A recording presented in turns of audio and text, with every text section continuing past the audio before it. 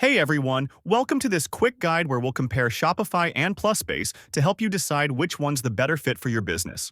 Let's start with Shopify. It's one of the most well-known e-commerce platforms out there, and it's known for being user-friendly. It offers a wide selection of customizable store templates, built-in payment options, and strong inventory tools. It's a great choice for small to medium businesses that want a flexible platform that can grow with them. Now let's talk about PlusBase. PlusBase is designed with more advanced features in mind, especially for bigger operations. It includes tools like AI-powered insights, personalized checkout experiences, and better customer segmentation options. These features are tailored toward businesses that have more complex workflows or need deeper analytics.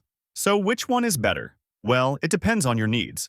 If you're just starting out or looking for a simple, reliable setup, Shopify could be your go-to.